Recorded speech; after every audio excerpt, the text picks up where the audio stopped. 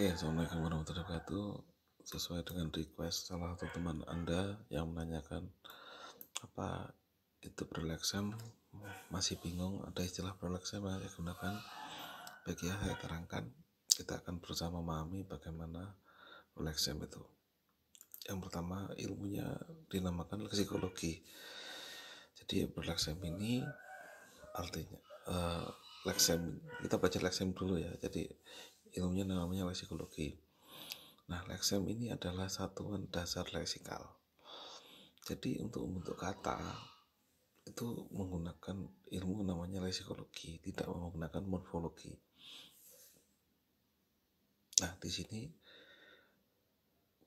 mirip dengan morfologi memang, tapi dasar membentuk katanya itu dari leksem. Mengapa diajarkan di mata kuliah morfologi ya? Paling tidak Anda memang perlu tahu itu, karena banyak yang tidak paham ini. Ilmu leksikologi ini adalah ilmu dasar untuk membuat kamus. Nah, dasarnya itu buat kamus. Morfologi tidak untuk membuat kamus yang umumnya. Nah, jadi leksem ini adalah satuan yang setara dengan morfem, tapi ini di bidang leksikologi. Nah, kalau kita perhatikan ada namanya makna leksikal dan makna gramatikal.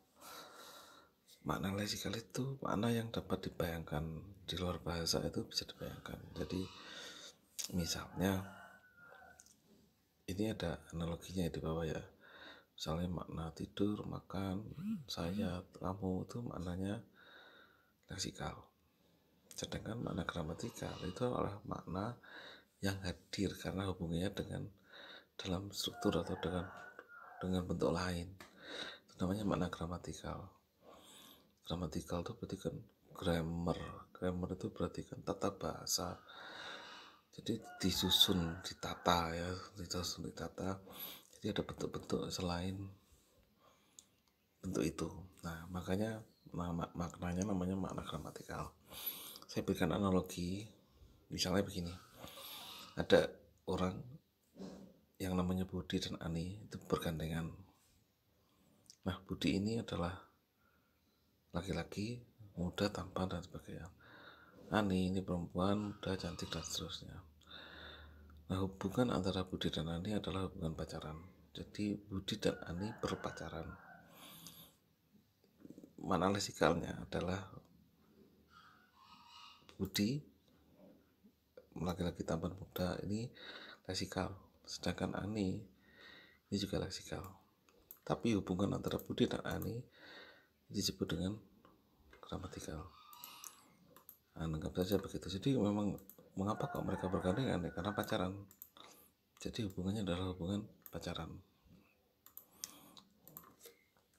Dari sini paham ya. Jadi kalau Budi sendiri, Ani sendiri, ini leksikal, terpisah.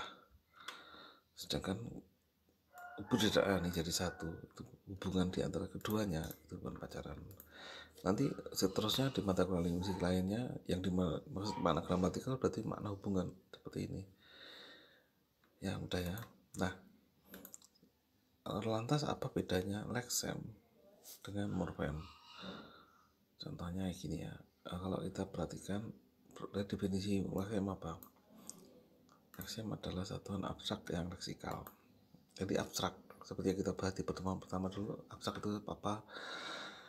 Abstrak itu berarti ya memang belum ada wujudnya, intinya ya, belum ada wujudnya, intinya. Seperti morfem juga. Tapi ada bedanya memang. Kalau leksem itu contohnya ya seperti morfem, sing tidur aman dan sebagainya. Tapi di sini tidak ada imbuhan ya. Leksem ini tidak ada imbuhan karena harus leksikal. Sedangkan imbuhan itu kan imbuhan bukan leksem karena hanya punya makna gramatikal, dia tidak punya makna leksikal imbuhannya. Jadi dari sini mulai paham leksem itu punya makna leksikal. Sedangkan morfem itu bisa punya makna leksikal dan ada yang morfem yang hanya punya makna gramatikal. Sedangkan proleksem Itu apa bedanya dengan morfem dasar terikat? Prolexem, apakah lexem itu sama dengan dasar terikat?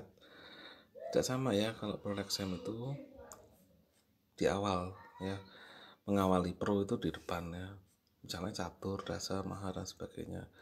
Kalau morfem dasar terikat itu adalah juang diri. Itu bedanya adalah kalau prolexem hanya ada di depan, dengan morfem dasar terikat itu ada di tengah. Dan yang kedua bedanya adalah kalau bentuk-bentuk pro seperti ini tidak bisa menjadi diimbuhi, tidak bisa diimbuhi. Sedangkan morfem dasar terikat itu bisa diimbuhi. Selain diimbuhi bisa diberikan kata lain, dengan misalkan ku ajar atau pengajaran ku dan sebagainya. Kalau ini tidak bisa Anda berikan imbuhan.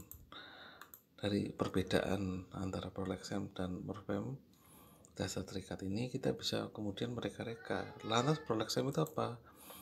Berarti bentuk-bentuk yang punya makna leksikal tetapi tidak dapat menjadi dasar dari pembentukan kata. Jadi tidak seperti lexem, tapi mirip lexem. Mengapa mirip? Karena punya makna leksikal. Itu ya. Terima kasih atas perhatiannya. Wassalamualaikum.